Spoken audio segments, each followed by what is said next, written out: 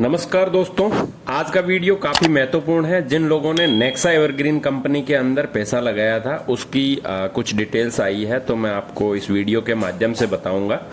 Video को पूरा जरूर देखें।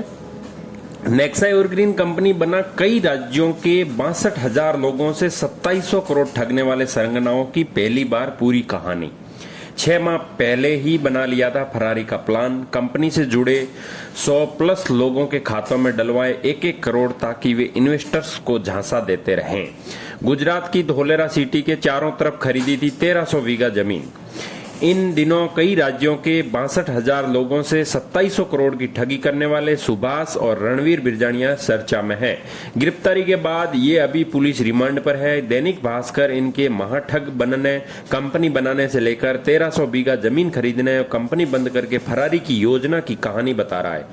ठगी की इस कहानी का पहला किरदार है रणवीर बिरजानिया। इसे 2014 में पता लगा कि सीकर का राजल जांगीड़ गुजरात की धोलेरा सिटी के पास जमीन खरीदकर बेच रहा है।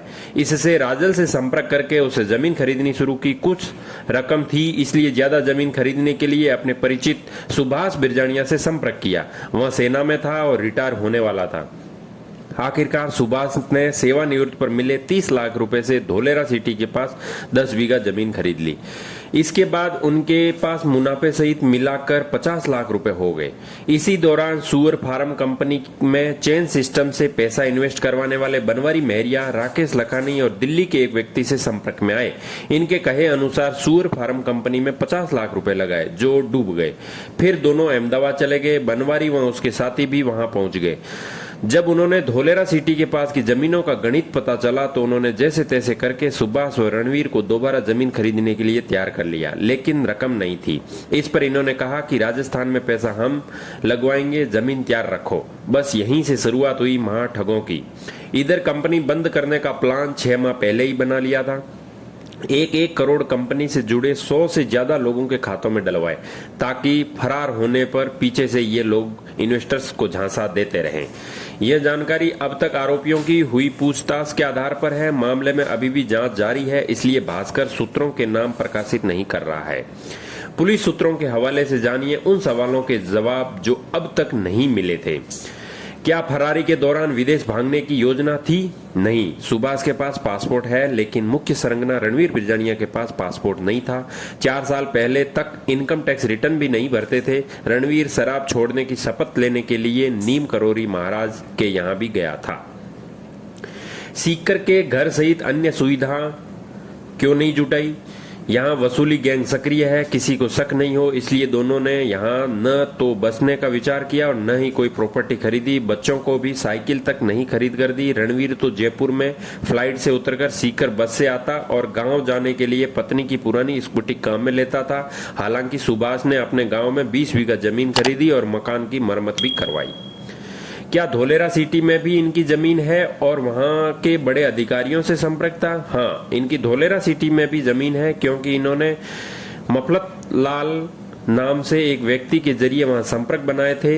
वहां उन बनने वाले एयरपोर्ट के सामने जमीन खरीद ली। गाड़ी में प्याज का कट्टा और नमकीन के पैकेट पानी लेकर इलाके में घूमते रहते थे, क्योंकि वहां इलाका सूखा होने और खाने का ज्यादा प्रबंध नहीं होता था। रणवीर ने वहां के गांवों के सरपंचों आदि से जमीन खरीदने के लिए फांस लेता था। इन्होंने जमीन के अलावा पैसा कहां इन्वेस्ट किया है? गोवा में 25 करोड़ का रिसोर्ट लिया है, जिसे एक व्यक्ति को वर्किंग पार्टनर बनाकर सौंप दिया है और आज तक वहां खुद गए ही नहीं।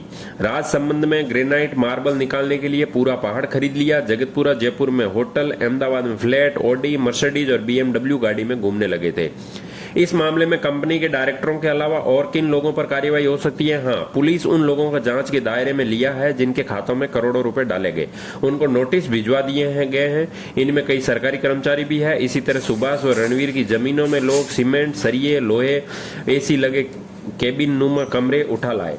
यह संपत्ति करीब 50 करोड़ से ज्यादा की है। ऐसे लोगों को चिन्हित कर आरोपी बनाकर सामान बरामद किया जाएगा। उनके खिलाफ कानूनी कार्रवाई की जाएगी। क्या लोगों से पैसे मिलने की उम्मीद है? BUDS एक्ट 2019 मतलब banning of and regulated deposit scheme के में रुपए वापस किया जा सकता है। BUDS एक्ट केंद्र सरकार ने साल 2019 में बनाया था। ये एक्ट चिटफंड जैसे बड़े मामलों में निवेशकर्ताओं के हित के लिए बनाया था। इस एक्ट में कंपनी की सीज की हुई संपत्ति में रुपयों का पहला हक कंपनी के इन्वेस्टर्स का होता है। इन्वेस्टर्स को यह पैसा कोऑपरेटिव के जरिए मिल सकता है। जिन लोगों ने मूल निवेश में 1 करोड़ रुपए, 50 लाख, 25 लाख, 10 लाख, 5 लाख और 1 लाख रुपए से ज्यादा कमाया, उनकी सूची तैयार की है। यह रकम सबूत के तौर पर जब्त की जाएगी। ऐसे लोगों की संख्या सैकड़ों में है। रामचंद्र मूड ने ऐसा बताया, एसपी साहब ने। इनके बैंक खाते में पड़े हैं 250 करोड़ रुपए। इन्होंने पहले बिना कंपनी चलाए जमीन खरीदना शुरू किया। शुरुआत में 50,000 रुपए बीघा से जमीन खरीदी। इन्होंने पहले ही प्लान बना लिया था कि इस धोलेरा सिटी के चारों को घेरना है, क्योंकि जैसे ही डिजिटल धोलेरा सिटी डेवलप हो जाएगी तो वहां जमीन खरीदने वालों की बाढ़ आएगी। इसलिए उन्होंने 8 लाख रुपए बीघा तक सौदे करके 1300 बीघा जमीन खरीद ली। एक वक्त ऐसा भी आ गया कि लोगों ने 1500 करोड़ रुपए कमीशन के तौर पर लौटाने के बाद भी 1300 बीघा जमीन, 250 करोड़ रुपए वॉलेट में नगद, खातों में 15 करोड़ रुपए और माइंस, रिसोर्ट और होटल फ्लैट थे। इसलिए जब लगा कि अब इन्वेस्ट कहां करें तो कंपनी ने बंद करने की सोच ली। इसके बाद 27 छोटी छोटी कंपनियां बनाकर पैसे को इधर उधर किया। कुल मिला के ये आज बड़ा अपडेट आया था, मैंने आपको बताया इस वीडियो में। और भी कोई अपडेट आएगा तो मैं वीडियो के माध्यम से जरूर बताऊंगा।